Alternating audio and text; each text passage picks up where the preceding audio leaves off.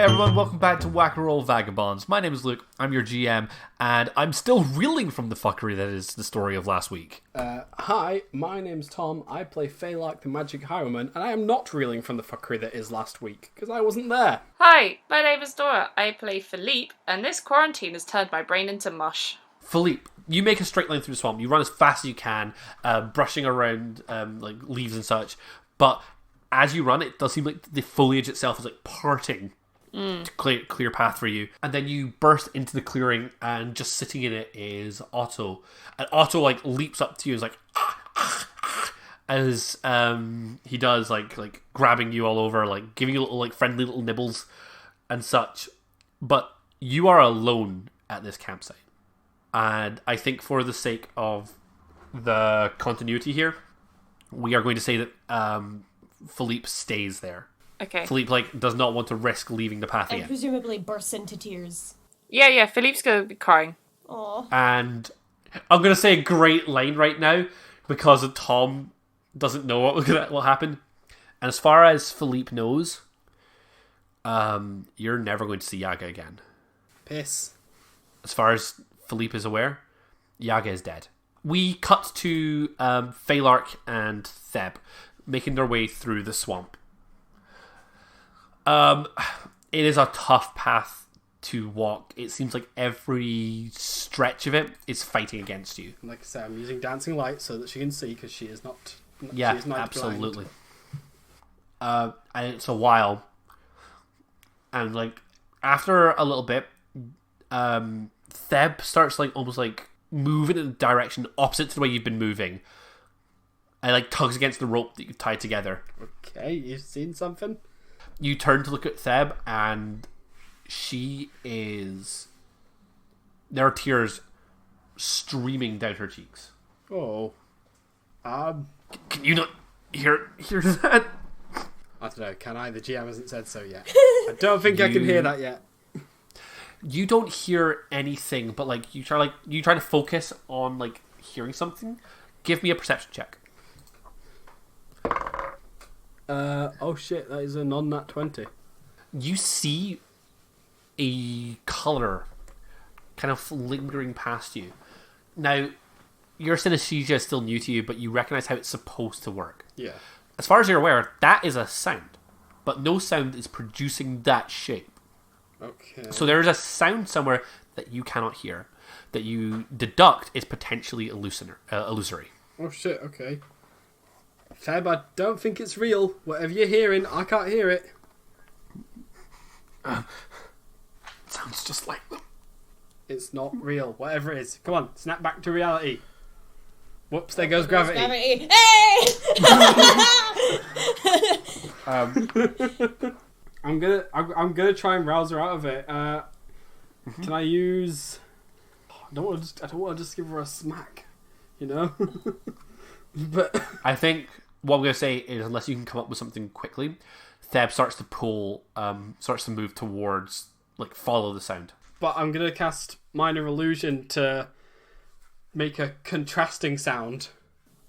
I'm gonna make the sound of Kappa meowing. Like to try, like, you know, like Give me a persuasion check with advantage, please. the kind of meowing persuasion with advantage. Distress. Oh Yeah. boy! Oh boy! Oh boy! Oh boy! Oh boy! That is.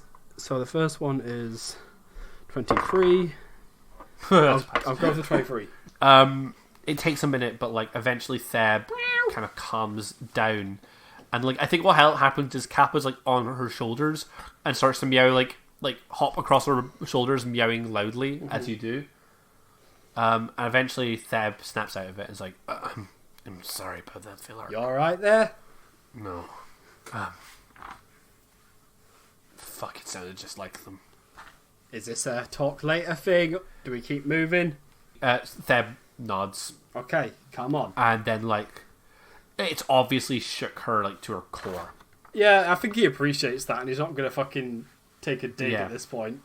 Right, I'm right behind you. You begin to make your way through a little bit more of the swamp, and as you start to see a clearing up ahead. You brush away some of the swamp plant life, and you find yourself in a perfect circle of wood. There, surrounding that circle is a series of red and white speckled mushrooms. And in the center of that room stands a figure. A figure you recognize. Oh shit! I was gonna say. I'm sure as soon as we saw the mushrooms that Theb and I give each other a knowing look. But if there's somebody there, who do I recognize this figure as? Previously, he appeared as just a simple hound. Oh fuck! Oh no!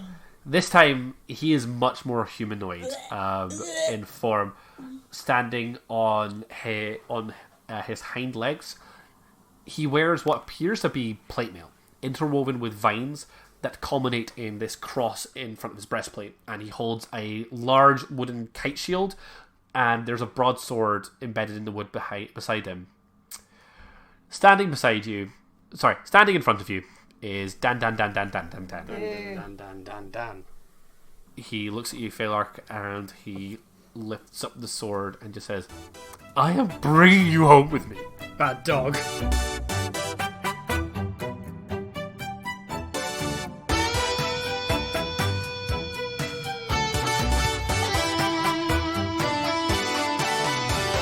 Yeah, so this is actually a really fun thing to mention right now. Tomothy still has no idea. It's like a week since we did that recording, and Tomothy still has no idea what's going on. I don't know. I keep hearing bits and pieces in our group chat, and none of it makes any sense to me. So, today it is just Tom and I, as the party was separated, and we left off last time with Faelark and Dan standing against one another in a glade, and Dan to the power 7 draws his broadsword. I was going to say, every time you say that character's name, I am counting the Dans to make sure there are 7 of them. I'm waiting for you to slip up. I'm never going to slip up. I love this character's name so much. Faelark, could you please roll me initiative? Oh boy, oh boy, oh boy, oh boy, oh boy. Non-nat 20. Nice! Theb got a natural 20. Hurrah! And to be honest, Dog got 19. So this is a really close set of initiatives. This is a high rolling combat. Get up to scruff. Theb is going to go first. And I think what happens is she very much kind of is like, oh, I don't want this. Faelark, what the hell is this thing? As she's drawing a mace out of one of her, dangling from her belt. Very bad dog. Did I mention I don't like dogs? You did. I'm pretty sure we've had this conversation. Okay. Yeah, this is why. She raises up her mace. It is this beautiful ornate wooden thing with I imagine kind of the top of Sauron's with the different lines of spikes. Yeah. And from it, a blast of green energy crackles forward like lightning bolts. The lightning bolt crackles towards Dan to the power 7, and Dan raises his shield up, and it just crackles off of it, grounds into the dirt below his feet.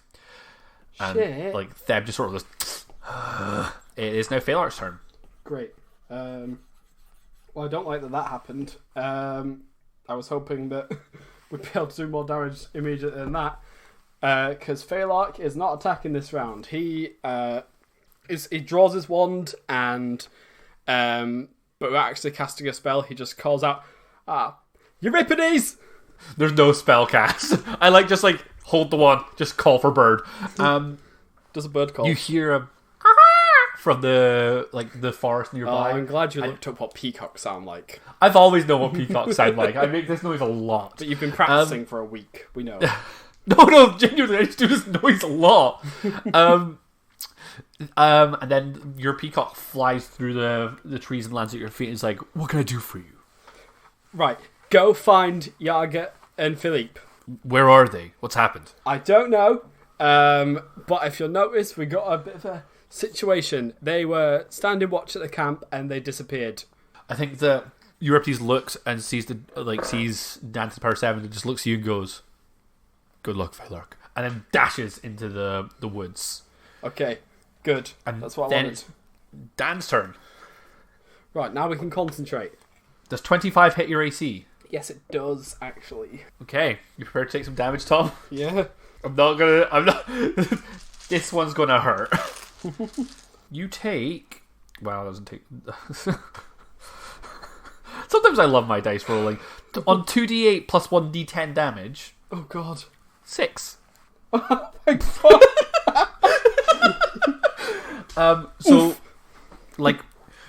I think what happens is... Like, as you're giving Euripides his orders... Dan to per 7 like raises his shield and like sort of like lunges forward at you, but what happens is it's going straight for you. It's like a direct, like true hit. Yeah. But as Euripides runs away, he kicks up a load of dirt in the path, blinding Dan to power 7 for a second, which causes his blow just kind of like scrape across your skin. So it leaves this nasty cut, and it sort of glows green for a second. And then it fades, and it's just a bloody cut. A bloody cut. Good. A bloody wee cut. Okay. You know what? She's going to try that Eldritch Blast again, and cast a crackle of lightning from her fingertips. And once again, like this time, like obviously, like Dan is facing you, and the lightning crackles towards his back. You see his like dog ears pick up, and he just turns and smacks it out of the sky with his shield. Jesus. Your turn, Faelark. Have we noticed before that Theb is a warlock? You have not, no. Okay, so Faelark is definitely noting that she's casting Eldritch Blast, and that's obviously means she has a patron of some kind and things. Yep. But we're going to leave that. A warlock's common in this world? Is that like... Spellcasters are common. When it comes to spell casting, there are obviously quite a few different spellcasting classes. All of them have very different ways that they gain their magic. It is... Warlocks are probably quite common in this world, but it's not like they go around being like, hi there, I'm a warlock. You would know them as like a spellcaster. But is it like stigmatized at all, or... It is not particularly stigmatized because there are multiple ways to get a warlock patron. There are some that are more stigmatized than others. For example, making a deal with, for example, a demon. You know, that's considered to be quite an evil thing to do. Yeah. But so the stigma really depends on the patron, not the warlock. If that makes sense. In that case, I am going to. Oh, tell you what. Okay, I'm gonna cast one of his new spells. From my slot switching. I'm gonna cast Eid Insinuation. Jesus Christ! Spell. It is a first level enchantment spell. EDE? ID, as in Eid. Oh, Ego. id. Id, yeah. I'm Googling it because I'm like, I don't know this one. Oh, sorry. I can read This it. is an Unearthed Arcana spell. Yeah, read it out. Yeah. You unleash a torrent of conflicting desires in the mind of one creature you can see within range, impairing its ability to make decisions. They must make a wisdom saving throw or be incapacitated. At the end of each of its turns, it takes 1d12 psychic damage and can make another wisdom save. Okay.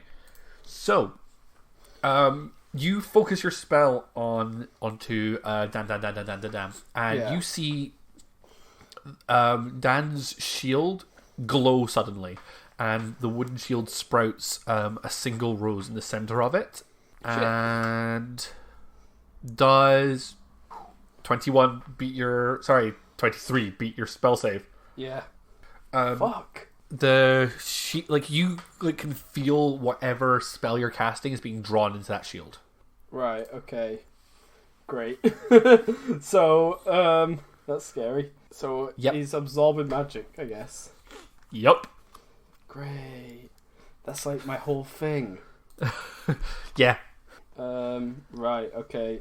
In that case, did you see that, Theb? I did. I'm not a big fan of that. No, me neither. I don't really have much non-magic shit. I'm going to be honest. Me neither. This is not a... I can try something. Just hold on. And then I'll take... in fact, I'll keep him occupied. And as she says that, like, she opens up her cigarette tin and pulls out one of the cigarettes, but it is Dan's turn, unless you have something else. I'm going to use my bonus action. Sure. whilst Theb is preparing herself, Faelark's gonna tank, or at least try and draw fire, I suppose. Yep. He's gonna take a step forward, and as a bonus action, I'm casting a 2nd level illusion. I'm casting Shadow Blade. Okay. So he pulls out his wand and sort of weaves it in the air for a second, and when he sort of like flexes it again, the wand has been replaced with a sort of flowery rapier. Okay. That's cool. It is now going to be Dan's turn. It's Shillelagh, but better. Ooh, that's a 26 on AC. Yes, I hit that. Is it? Yes. Oh, Having you know a you said sword you were does going to not- tank. Having a sword does not increase my AC. It does not. Oh, Jesus. That's 18 points of damage. God, fuck, though. That's Like, what did he do to me? you raise your rapier up, and I think, like, as you kind of, like, I think Faelark could not help himself but, like, flourish Yeah. as he draws the rapier. And as you do, like, Dan just literally, like rides his sword along yours, like, just, and, like, slides it up your arm and stabs it through your shoulder blade. Fuck. This, Yeah, God. it hurts. There's a dog on me. Bad dog. And then, but then as you do, it is going to be Theb's turn. She lights one of her cigarettes up using a fingertip, and a cloud of smoke and stars like billows out, and she points and it flies towards the shield. Let me just have a quick look here. Okay. When it hits the shield, it kind of envelops it, and when it passes, the rose on the center is wilted. Okay. So that's a dispel magic effect. So the dispel magic is like dead, or Yeah, it has succeeded. okay? Thank fuck. Nice. She gives you a thumbs up. It's your turn. Okay. I think whilst I have Shadow Blade active, I like the idea that becomes my spellcasting focus. Yeah, I agree with that. So, upon seeing this, he's got this dog pinned to him with a sword for his bloody shoulder. And Yep. as soon as he sees that rose wilt, he is sort of re-angling his sword, charging a fireball spell, which is going to just thrust into the dog's armor, like through a chink in the armor from being close up. Give me its ranged spell attack first. Yep. So that is, for me, that is +7. Oh, that is a 16? 16 Yeah. does not hit his AC. You're fucking with me though. Nope. He's in me. Do I get a bonus for I'll give you being advantage. in me? I'll give you advantage for being in you. He's in me though. Okay, that's a 20, not that. Okay, that hits. The moment where you said 16, I went, does not hit. You're like, no. No. He is in me. I can't miss this. Bad dog. Okay, give me your damage for fireball. Oh, I gotta do that. Yes, I your always spell does forget. do damage, Tom. You forget. have to do that. How much damage does a fireball do again? 8d6. Oh, 30 total. 30 total.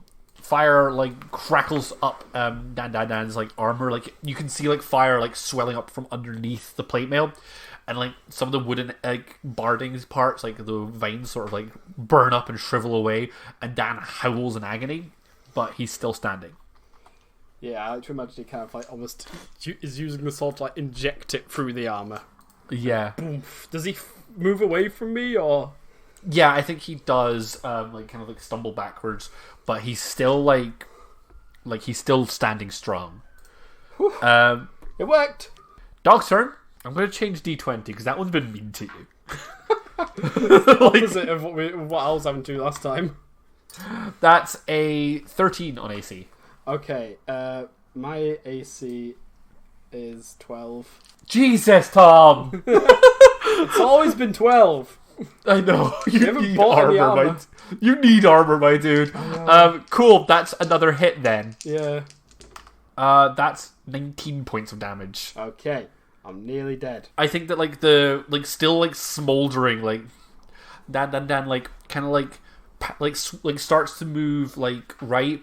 You are not a swordsman. You have a sword, but you are not a swordsman. And Dan is outpowering you and outmaneuvering you at every turn. You go to parry his sword, he ducks left and smacks you square in just below the ribs. Yeah. With the flat of his blade, and you are winded. You fall to one knee, panting. Oh wait, I just realised something. At the end of each of my turns in combat, I'm supposed to gain temporary hit points equal to half my sorcerer level rounded up. Oof! So that's you got what level are you? 5? 7. 7. So that would be plus 9 points of health Altogether. That's good, because I was on 1 health. I do that to you a lot. Yeah. I think I do it to myself, actually. That's fair. Theb, looks around, grabs a twig off the tree and snaps it, and then, holds it up, and it, a small lightning bolt crashes down and hits the twig, burning it out. And then from her hands, a beam of crackling blue energy lances out towards Dan to the power of 7. So... let me see, this hits first of all. That's a nat 1. I think we... Don't put it through me. No, I'm not going to do that. As the lightning bolt crackles through, Dan, looks at Theb and growls. When he does, you feel the forest around you kind of, pulse with the sound of his growl.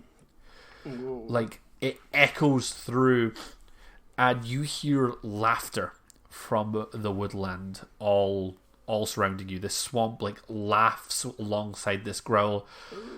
Theb drops her mace, and the same way that you had you heard the same way you saw her previously hearing these invisible voices, she just says, Marnie, Joshua, I'm here. Is it my turn? I don't know. Yes. Okay. Her attack missed. Yeah, her attack which is real bad. And now she's in because, trouble. Yeah, because I don't know how much you know about fucking warlocks, but at level 7, do you want to take a guess how many spell slots they have? I don't know, actually. 3. Oh! Yep.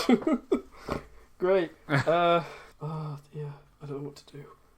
I don't want to just cast Fireball again, but I feel like it's a good one to go for.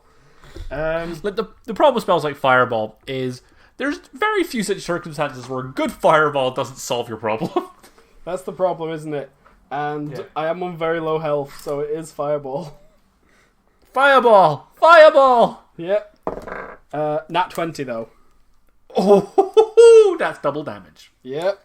Oh boy, oh boy, oh boy, oh boy, oh boy. Okay, I have to add up all these dice rolls again. Okay, so 31. Do I just double that?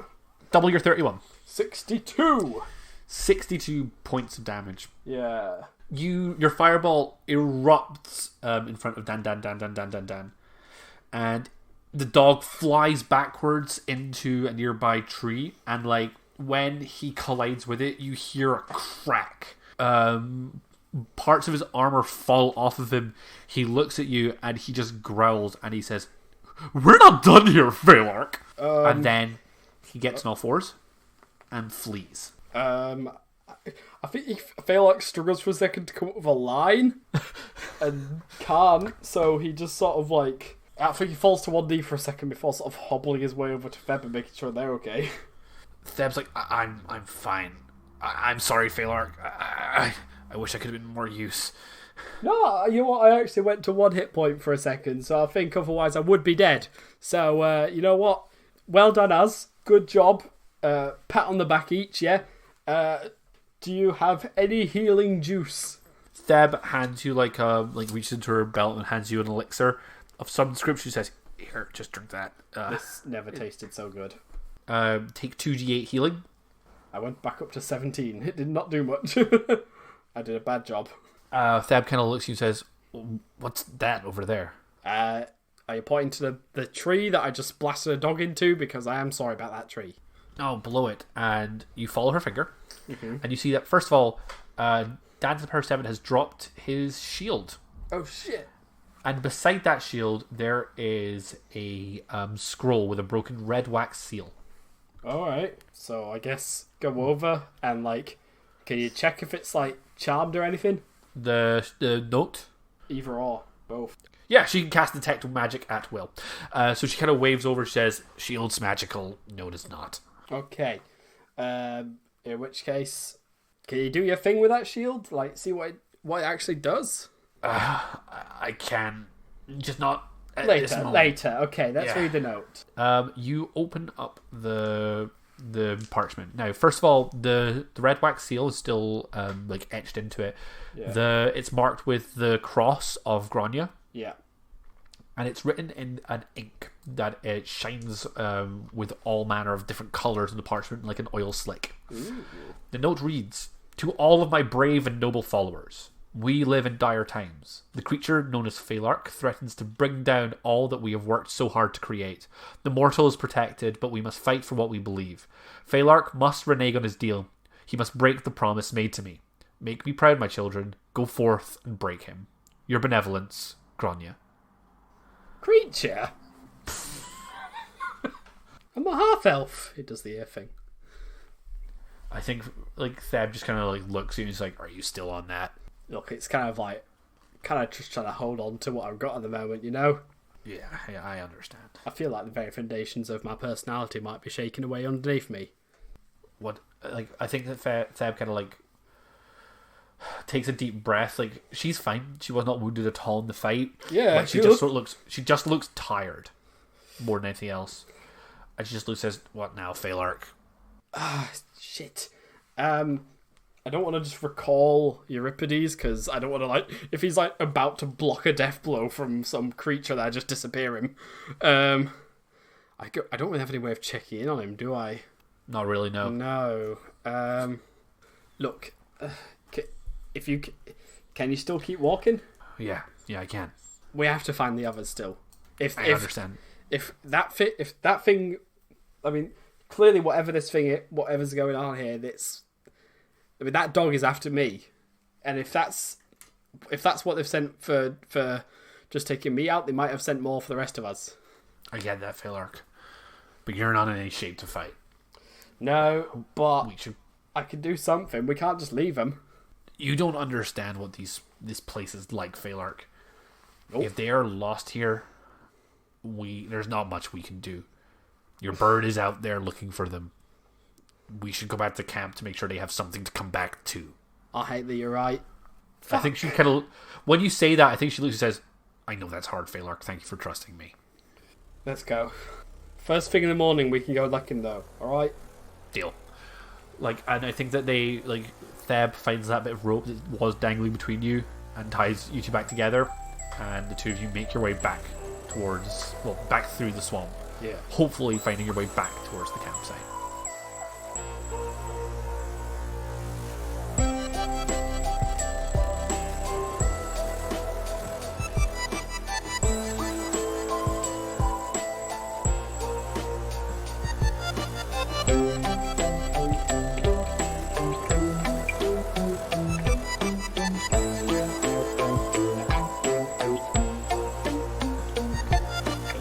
Hey everybody, welcome to the awkward middle bit. It's me, the person you've been listening to for the last however many minutes I haven't counted. Just to get this out of the way, don't forget you can follow us on Twitter and Instagram at Wackaroll, or on YouTube at Wackaroll as well, and you can send us an email, wackaroll@gmail.com. We're really enjoying this arc. This episode's a little bit shorter, just given the way we've had to cut everything together with all the Yaga/Grand stuff that's gone on. It's been a bit chaotic, but we're going to be going ahead with the main story again, so that detour was great, but we're going to be back on with the main story. Hope you're all enjoying it. Leave us any feedback you want wherever you can, and we'll consider putting your name in a pool to be used as an NPC name. There's going to be a bunch of new NPCs coming up, so please help me and don't make me come up with weird names on the spot. I hate it. Thank you. Bye-bye.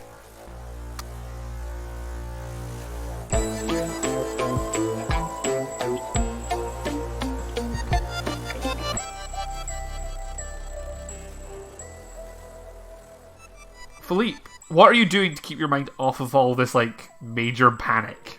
If anything, he could just be majorly panicking. He probably is mostly panicking. He'd probably be drawing. I mean, at the end of the day, that's sort of his mechanism. Space. Yeah, he's gonna be drawing Yaga, Faelark, and Philippe all together, happy. Oh. Oh, that's fun. Yeah, and again, I think the Philippe drawing of himself looks trash, but awful. Yeah. I think as you're drawing, right, you start to draw out these pictures, like you're drawing them multiple times. I think you're drawing them quite quickly, and then like tearing out a page, scrunching it up, and drawing another one. Each time the Philippe picture gets worse and worse. Yeah. Each time you're drawing the same 3 figures. Yeah. Over and over again. But with each drawing, not just the figure of Philippe is getting worse and worse, but the drawing of the old woman. And as you draw that old woman over and over again, you're starting to get like this blank in your mind. That figure doesn't have a name to you anymore. Oh my god. You're looking at this thing on the paper and like you know it, but like your memory of it is getting hazier and hazier. Excuse me? And at that point, Faelark bursts through the trees, Theb quite close behind. They look bloodied. Well, the Faelark looks bloodied and wounded. Theb looks distraught.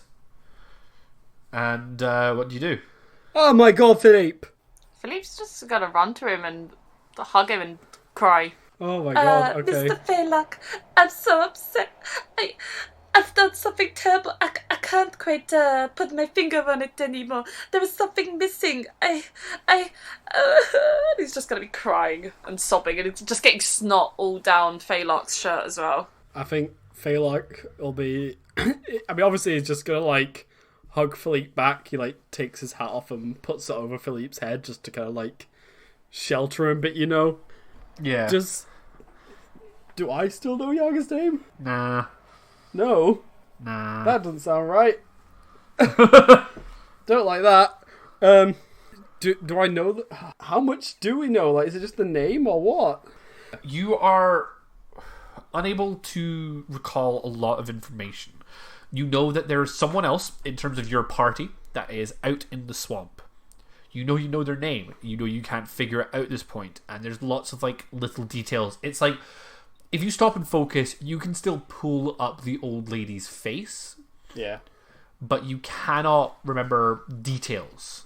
Like, you can't remember her name or what she does, really, if that makes sense. Okay.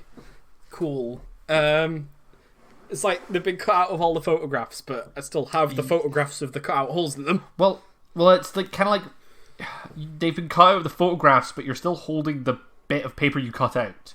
Alright, okay. But you can't, so you can still remember like little details, but it's like you don't remember the context of the photographs. Right. Philippe, I know, I can't... Theb, Theb, who was here with us? She was the old one, right? Fuck, this is bad. Gran? I'm Philippe, so what glad happened? he said that! I'm so glad he said it! I called it! It's on my sheet! The name sticks. You're like, you can remember Gran. Good, that's what I was hoping. Philippe, Gran's gone. Grandma? Oh, I think you're all aware as well when you say Gran that she's not like biological Gran, you know? No, it's our Gran. Yeah. Oh. Are we Gran? Wait, where has she gone? Start from the beginning, Philippe. What happened? So when it was my turn, when it was my turn to go on the watch, I thought I saw my Auntie Lenora. I went to go after her. I think I sent Otto the possum to go and try and wake you. And I chased my auntie, and then I found myself in a sort of wooden cage. It gets a bit foggy there. I know I did a bad, Mr. Faelark. I did something wrong. Something happened in that wooden cage, and I can't quite put my finger on it. Did you find Otto again? He was still here when I left. Otto's still here. Yeah. Okay. Yes, he's just sleeping in my tent. You hear the sound of a possum snoring from nearby. Can you 'Cause they give us do an that. approximation? Thanks. Oh my god. You're welcome. Look, Philippe, I don't know what's going on, whether it's this place or something else, but whatever happened, it won't have been your fault, and Gran wouldn't want you to think that. And I think as you say that, we hear rustling behind you. Something is coming up on where you are, and it's coming up with some speed. Shit. Okay.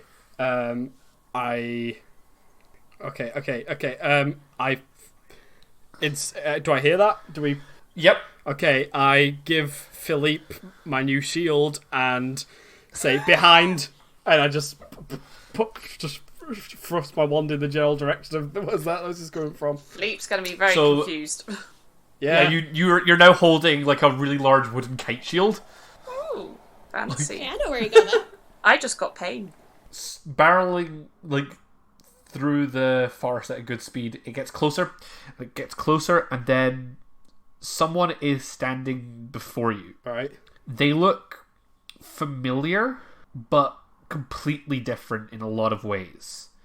Al, would you like to do us an introduction? Oh my god. And I'm Al, and I'm making my grand entrance. And now I play Gran. Oh my god! What? What? And would you like to tell us what Gran is? Gran, I mean, is the artist, obviously formerly known as a druid. And she spent a long ass time in the Feywilds training herself to be a survivalist, to take care of herself again because all her magic is gone. She's a ranger. What the fuck? What? I am so excited for real to listen. Oh my god! And would you like to describe what Gran now looks like? Well, she in her time, we didn't go into this detail because there was different details to focus on in our solo sesh. She still wears the same cloak, but she keeps the hood down now. She has wrapped the long drooping sleeves tight around her wrists, and she ripped off the bottom half to make herself like a pack now. So she ties her hair up now because she can't be bothered with a cowl unless it's cold. That's pretty much as specific as I want to go, because the armor, the AC is actually the same. Is it actually the same? Oh yeah. The highest AC I could get was hide armor as a druid, and I think it is also like that. It's also medium that you can get as a ranger. Yeah, it's about the same then. So, yeah, yeah. that's fair. Cool. And we will also have to say that the face that you guys have in your minds, this particular version of Grand looks a little older. Like, hard to say because she was already old, but she does look a little older. So, are we aware of who this person I don't is? know what we... You are aware this is the same person that you were traveling with before. But you're aware that there is differences there, and those differences are confusing to you. As soon as I get to the clearing, I stop in my tracks, and I stare at them, tears brimming in my eyes, and I say, "You're okay. You're all okay. I'll thank everything possible that could have happened. I'm so sorry." Faelark's also bleeding pretty heavily.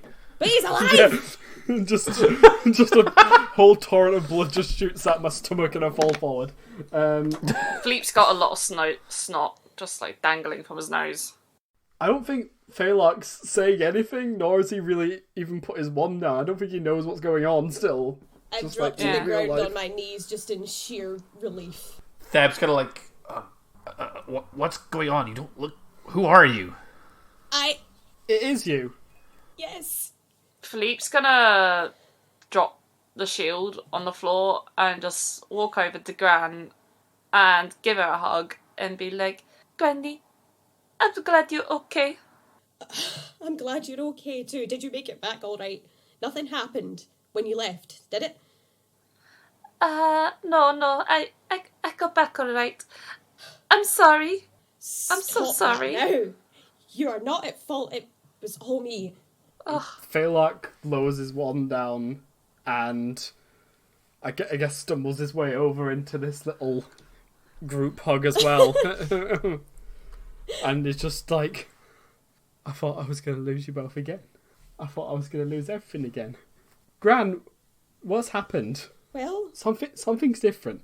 I can't. Well, I can't identify what's changed, can I? So I can't even say like. I can't even get the name wrong. I mean, how long has it been since Philippe came back? Maybe maximum like half an hour. Jesus. I saw you like. It's not even morning. It's the same night. Okay, we need to have a proper sit down and discuss this. Yeah. I could use some good berries. I'm sorry, I can't help you there now. Ah. Okay. I can still cure your wounds though. That would help. That is very important because I do hurt myself a lot. Oh, you chirped up. Philippe's just going to be thinking, like, his drawing happened, we're back, and smiling together. Oh, So he's just, that's cute. yeah, and it was told it wasn't his fault, and he just, yeah. And he's just like, well, I'm absolved. Oh, no, he's gonna feel, work. That's how kids work. he's gonna feel like crap every time he's away, but, like, right Yeah. now, he's just happy. There's nothing else. Yeah. I think what happens is, like, the night is almost over. It is starting, like, the crack of dawn is starting to appear. Yeah. So what the four of you do, Theb included, is the four of you light the bonfire and agree, like, none of you are going to sleep. Yeah. Instead, But this counts like, as I a think- long rest, right? Yeah, this will count as a Oh long yeah, rest. Yeah. spell slots. I need that. I think that y'all sit around the campfire and Gran regales you of the story of what happened to her. Gran, Aye. Gran, does this make any sense to you? And he pulls out the note. As soon as I woke up and found out you weren't both here, me and Feb went looking for you, but we were attacked. We got through it, but bloody hurt.